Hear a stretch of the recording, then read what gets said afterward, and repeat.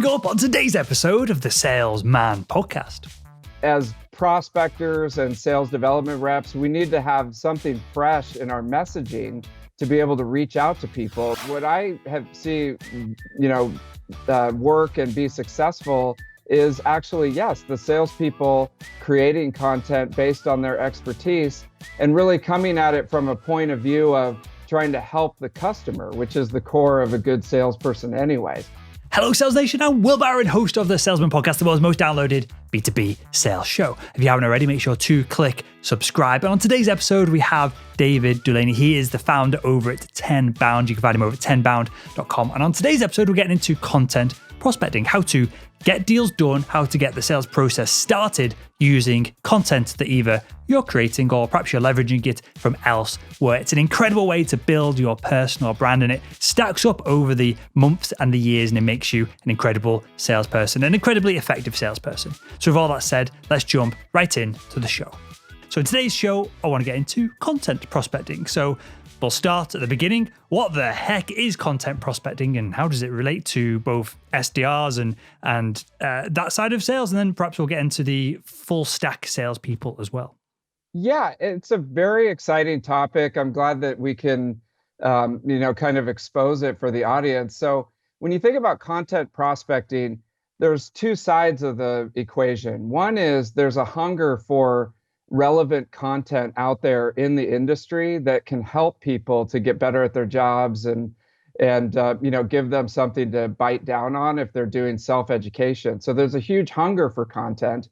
And at the same time, as prospectors and sales development reps, we need to have something fresh in our messaging to be able to reach out to people. The old, hey, just take a look at my product, or get on a call with me to listen to me talk about my service. It's tired and people are just sort of ignoring it. So this gives you a fresh approach to go out and talk to people that you need to be talking to in your target market. So it really serves both sides of that equation.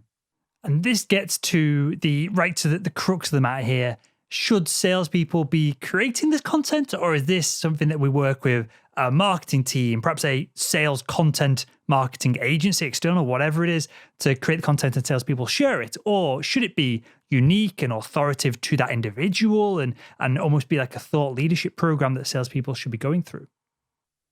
Yeah, I mean, that's the key point. So there's a lot of egos involved because there's people out there whose whole job is to create content marketing and create the posts and the podcasts and the different material that we think about when we think about content. But what I have seen, work and be successful is actually, yes, the salespeople creating content based on their expertise and really coming at it from a point of view of trying to help the customer, which is the core of a good salesperson anyways. So when you think about content marketing, it's becoming an expert in the pain points and the struggles of your target market and going out to people and talking with them about how they're dealing with that, what's working, what's not, and then, being very clear and transparent with them that you're going to use this as potentially a podcast or a webinar or a blog post. And, as a salesperson, you're having these conversations anyways, and you're reaching out to people anyway. So this is just another tool in your toolbox to be able to forge those conversations. And you can work with the internal resources at your company if you do have a marketer or an editor or a content writer to get something out there. So I see this anecdote. I don't have any data on it. You may have data on this, David, or you may have a better kind of bigger like anecdotal group to go off with your consulting clients and all the coaching and that you do. But it seems to me that on LinkedIn, clearly, if you're in B2B sales, probably where we're spending a lot of time sharing content, commenting, that kind of thing.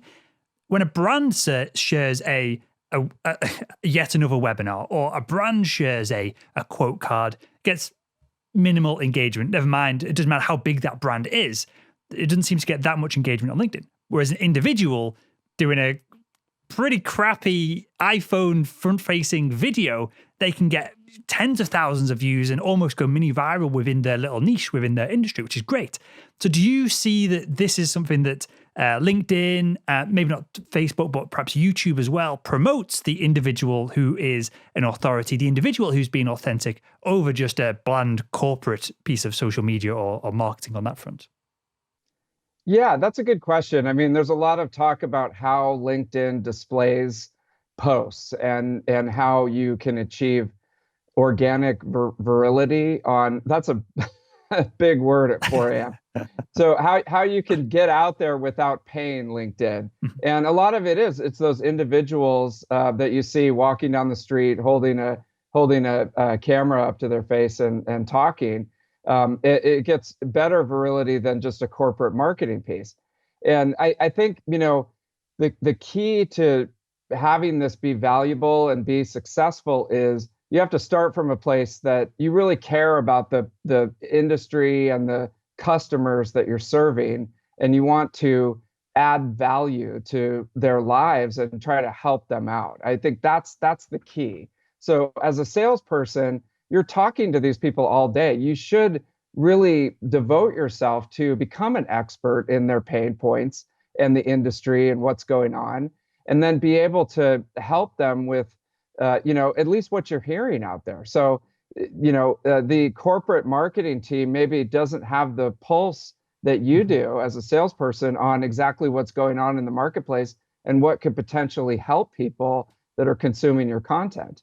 And the other thing, Will, is when you think about content prospecting, it doesn't have to just be you, writing blog posts and walking down the street with a video, taking a video of yourself. It can also be reaching out to people for interviews.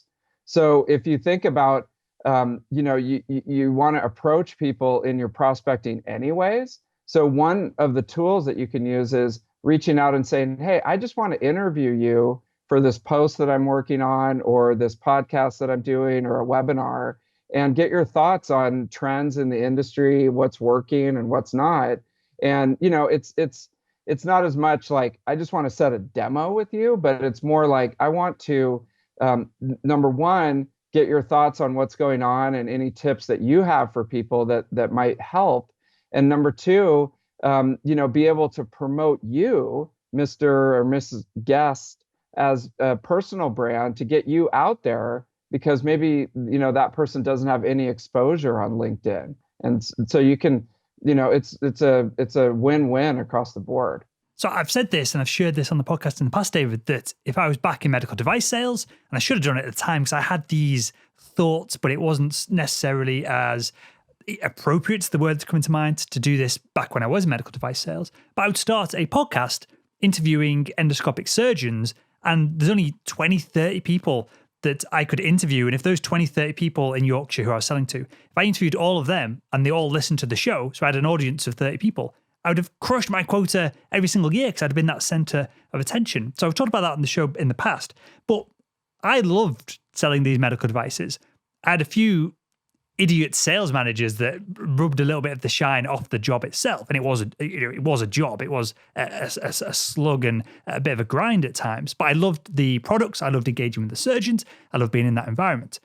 How does all this work, David, for someone who doesn't particularly care about the product that they're selling, who doesn't really want to wake up 20 years from now and be an industry expert in a specific niche that they're selling into? How do we sell these individuals that this is valuable to them, or should these people just be in a different career or in a different job?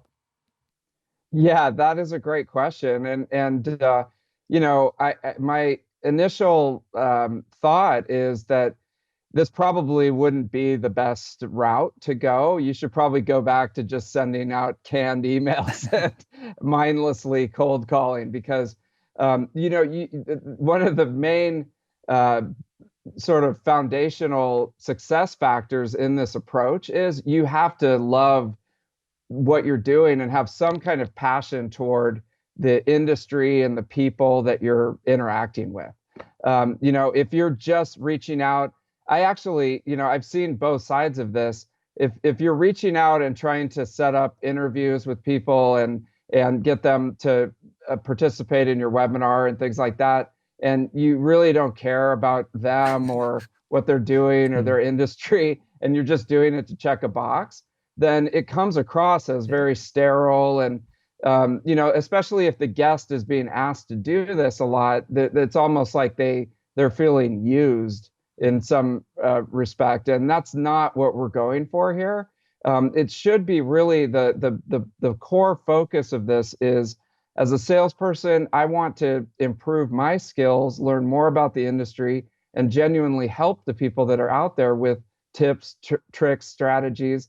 So that's the core reason. And of course, I want to build my network, like your example with the medical professionals. I want to build my network, get to know people, and expand my business. Otherwise, we're just kind of messing around and not doing anything that's relevant to our business. But the core has to be that you have some passion for what you're talking about and what you're doing, because they're going to feel that in the approach. And your content's also going to suffer if you don't really care about what you're talking about. So I think, if that's the case, maybe you should start, if you want to get into content production and get out there more in the industry, find something that you're actually passionate about, whether it's related to your business or not, and just jump into that, because that'll energize you, give you passion, and maybe start a new career. Yeah, that is a really good way of looking at it. And also trying to engineer a way that you are not just another salesperson. So if you are, I'm making this up as I go along, but if I was selling medical devices and I also played a load of golf, for example, a lot of surgeons play golf, you could then perhaps wrap up some of your sales stories, your analogies, and almost create IP or intellectual property or a brand on the fact that you're the local rep who is the expert golfer who also does this and that. And I feel like do we need a way, what I'm asking you, David, is do we need a way to not just pitch via content, but to differentiate ourselves as individuals via content? Because it seems like that's the way that we are more effective than just a corporate marketing team, when we can throw our own personal brand into things. Yeah, there's a lot there. I mean, when you think about the personal brand, that's something that you can build that goes throughout your career. It's more about who you are and what value you bring, and you can carry that from company to company as you go through your career. So that it's another topic for another webinar, but that's really important to bring your own personality into this and your own experience that's sort of company agnostic, because believe me, there's no loyalty out there. Mm-hmm. You have to be loyal to your own personal brand and build that up. But to your point, I can think of a few examples. One is, Richard Harris and Scott Leese. They were really into surfing, mm-hmm. and they're also great sales people. And so they started a conference that was down in Costa Rica called Surf and Sales. So they combined their two passions and were able to make it into a business. And now they have a podcast called Surf and Sales, where they're bringing in top thought leaders, such as what you're doing at salesman.org, and interviewing them, building a relationship, and potentially expanding their network to new business opportunities. So I definitely see that synergy of personality and business adds a lot, and it brings an additional passion, that the people can feel, both the consumers of the content and also the guests that you bring on. Definitely. Okay. So someone who is sold on this, and just a footnote on that point that you made there, David, of for anyone who isn't sold on doing this, who probably might not be in the best, they might be in the correct career of sales, but they might not be selling the right product. Think of it like you're building your personal brand. So you're building that IP that you can take with you from the job where you're in right now, where in the current economic climate, you're probably sensible to carry on doing what you're doing and keep your job secure, right? So maybe you can reframe it as, I'm going to build my personal brand in this role so I can leverage that into a better role in the future. That might be one way of selling the audience on this if they hate the product that they're selling right now. They've got no interest in their customers really. Be selfish about it. And perhaps that's one way to get started. With that said, what is the starting point for the people who are already sold on this, the people who are interested in this, who want to start doing content prospecting, they want to do it right today. They're listening to this in the morning on the way to the virtual office, which is the other side of their house right now. What's the first thing they should be doing this afternoon to put this into practice? Yeah, absolutely. So first things first is, doing sort of a gut check. Are you really passionate about the industry and the people that you're helping? Okay, we covered that. Let's say we tick that box. We really do want to help people. Okay, so the next is your core audience, the people out there that you want to talk to on your prospect list in the industry. What are 2 or 3 of their core struggles? What are they struggling with on a daily basis? There's probably 2 or 3 things that you can think of off the top of your head that they just struggle with, their pain points. What is like a total pain in the neck that you can identify? Because right there is going to be what you're going to talk about on these blog interviews or podcasts or webinars that you set up. You want to live in that pain point and give people genuine strategies and tactics that they can use to alleviate those pain points. That's the key.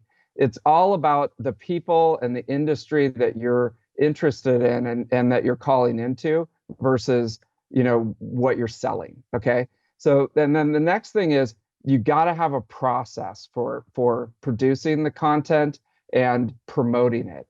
And so it's not enough to just call people up, do interviews, do podcasts, do webinars, and then, have like sort of a half-assed process in the back end.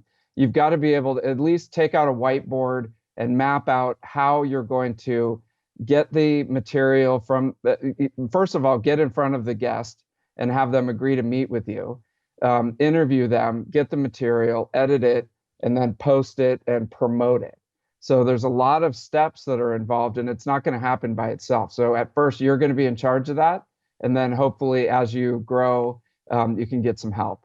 So have a great process.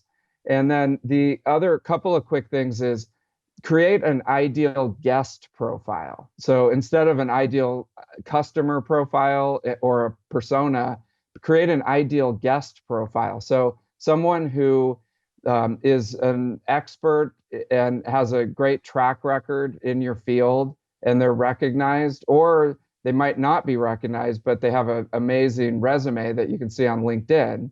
And then someone who potentially has a big network and can help you with promotion, because the more people that they know, the more that can get out there and you can build it. And then someone who may potentially be able to make some introductions to you to some sales contacts that you didn't have before. And then the last quick one is study the masters of this. Will is a master of interviewing people. He's excellent. He's had huge success with this process. And then you've got, there's a lady named Terry Gross, who is I believe she still operates. She's an NPR interviewer who does a show called Fresh Air. And we'll put a link in the comments, but she's got all of her interviews up for like the last 20 years. Amazing interviewer. And you can learn a lot from the way that she interviews people. So some quick tips: passion for the subject, get your core audience struggles and pain points, get them down, get a process in place, get your ideal guest profile, and then study the masters. How do we know the balance here? And I'm almost asking this for myself, David, because I don't know the answer. How do we know the balance between interviewing people that are legit experts in their field, but they're an expert in the field, so they probably have zero audience because they're so just in depth and in the trenches, versus, which probably creates the best content, versus interviewing people with a big audience, but they are full of shit most of the time? There's a dichotomy here, and people are in between the two. But the truest experts in the people like yourself, doing original research, who are in the trenches coaching people, you have a reasonable size audience, but it's not of millions and millions of people. There's very few people in the sales space with that kind of audience, and the few that have that audience are arseholes. As there's people that come to mind that we won't dive into, but how do we get the balance between the two here, especially if we're going to start doing this afternoon from starting at zero? Yeah, that's a great question. you've got to figure out that balance, because I think those obscure heads down in the trenches people that are really, really knowledgeable and have a lot of experience are not necessarily on LinkedIn. Mm-hmm. They're actually in there operating, doing the job every day, and they don't have a lot of time to be on LinkedIn writing posts and things like that. So what I would suggest is going back to what are the main pain points and struggles of the audience that you're trying to build, and really focusing there at first to put out content that can seriously help them. I got great advice, when I first started this, that whenever you post something or a transcript for a blog, make sure that they can print it out, bring it back to their desk, and put it into action. And it's something very, very valuable. So you can build that reputation, and then kind of as you get going, you can sprinkle in the gurus and the people that have millions of followers, within that mix.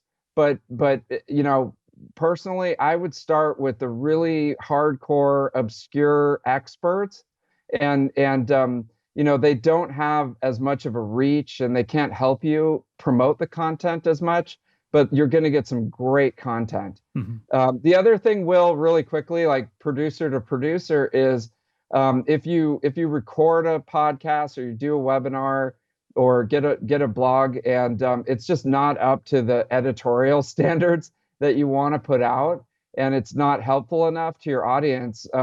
One of the things that I struggled with as a nice guy is going back and just saying, hey, we can't use this. It's just, there's not enough here. And that's a very delicate conversation, because you reached out to the person, they gave you their time, they gave you the best possible content that they could give you. You took it, you looked at it, and it just wasn't valuable enough for your audience. So having that conversation is tough. But I think you got to have it, because you got to put out good content. I'll add to that on. The regular listeners will know this, because it's almost like a bonus episode that'll come out at some point. I interviewed Jordan Belfort of Wolf of Wall Street fame a little while back, and it was an absolute terrible interview. So I have to take responsibility for it being a terrible interview. And we just didn't get on a number of levels. So it never got published. But when I reached out to Jordan, because it's polite to say, it isn't going to go live. Sorry for essentially wasting your time. We're not going to be doing this again. And he was absolutely fine. He was professional about it. And that's where it ended. And it was far better for me to go to him and explain that to him than it was to get an email a few weeks later where he's demanding the episode and the details so he can share it with his audience and that side of things. So it's maybe difficult for the interviewer to start that conversation. But if you're dealing with professionals, I think they will appreciate the fact that you've been open and honest with them, and it's. I've done it a bunch of times now. Jordan's a prime example of it, because it was a terrible interview, but it was just 30 minutes of us arguing. But it made total sense, and he was professional and polite about it. So I don't think that should be a worry. Yeah. It might be a bit awkward, but it shouldn't be a worry. Yeah, exactly. And you bring up a good point that I one of the things I mentioned is having a process in place. And I'll be the first to admit, I'm more of a creative person. I've worked for 20 years to try to build processes in, because I know that I need them. And one key process is sort of the post interview communication with the guests, because the guests think that the day after you interview them, you're going to be posting it across thousands of different channels and getting all these views and clicks. And a lot of times, you've got a lot of content. If you start doing this a lot, you've got a lot of content in the queue, and you have to do a lot of editing. It just takes a long time. So sometimes the thing that you make doesn't post for 2 or 3 months.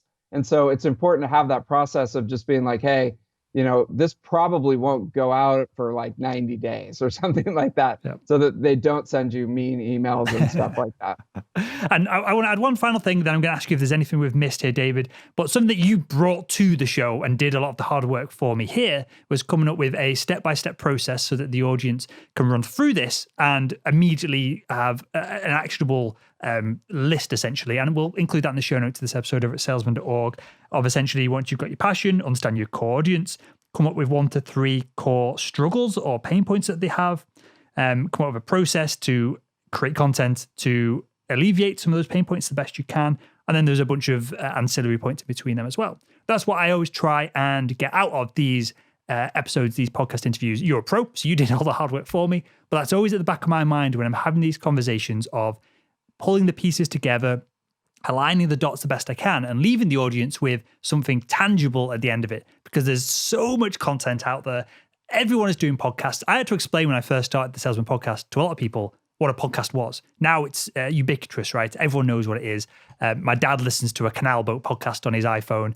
So if my dad's there, everyone's there, right? Even my girlfriend, she's a doctor. She's never listened to any of this content. She's now listening to a BBC podcast from here in Yorkshire in the UK that is all about COVID-19, and it's being recorded and filmed in the hospital that she works at. So now she's into podcasting and has seen the light. So with all that said, you can really separate yourself and differentiate yourself and your content by creating videos, audios, scripts, blogs, whatever it is, that give people an actionable series of things to do once the content wraps up. Because I just see that as a massive gap in the content marketplace. There's lots of opinions, because opinions are quick, fast, and easy to share. But people giving strategic advice, I think, is lacking. So that's my kind of input on this episode, David. And is there anything that we've missed? Is there anything that we should add to that list for the audience so that they can jump into this afternoon when they wrap up listening to this show?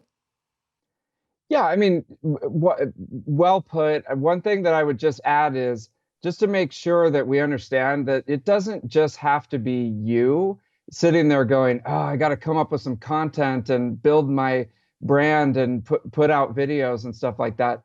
Even if you're shy, if you're introverted, you can still do this, because you can reach out to those experts that are in your niche industry. I used to sell, DNS, secured DNS for massive, computer systems. And literally, I came into it knowing nothing about it. But over the course of a couple of years, I knew the key players, I knew the industry, and I could, comfortably talk about it to the, some extent, not technically, but great place to start, because the podcast, the DNS security podcast, boom, right there, you've got a built-in market.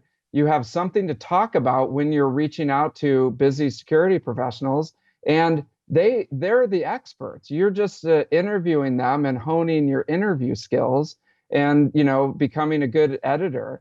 So I just want to make it clear, you don't have to do all this yourself. You don't have to be the next person, walking around with a video camera. This can be very focused on other people and helping to alleviate their pain points. And you're going to make some great connections. You're going to build your network, and you're going to be more successful. So that's my soapbox. Yeah, I think you are dead right. And when I look on LinkedIn and I see people that are producing content and it's their own thoughts and opinions, if they've not been in the industry for 10, 20 years, if they're not doing incredible, or what we call over Salesman, remarkable things, why? I always think, why are they creating the content? They should be using all that energy, that gusto, that motivation to get in front of people like yourself and pull the insights from you. I'm doing it right here, right? I'm not above or beyond any of this. I've got you on, David, to literally do what we've just described. So I think that's the starting point for most people, extroverted, introverted, or anything in between. And with that, mate, tell us a little bit about Tenbound and where we can find out more about you. Yeah, absolutely. So Tenbound is just over at tenbound.com, tenbound.com. And we're an ultra niched research and advisory firm that focuses on prospecting, objection handling, cold calling, all the things that go into sales development. And one thing I'm really excited about is we're going virtual this year. We have to. We put on live conferences each year, and due to the crisis, we're going virtual. And so we've got one coming up in June of 2020 and one coming up in August of 2020, where we're trying to recreate the conference experience online. So hopefully everybody can join us over there at the virtual conference this year. Good stuff. Well, I'll link to that, everything else that we talked about in the show notes to this episode over at salesman.org. And with that, David, I want to thank you for your time, the hustle of getting on the show at 4 a.m. I appreciate that. The audience does as well. And your insights on all this. Thanks very much for joining us on the show. Thank you.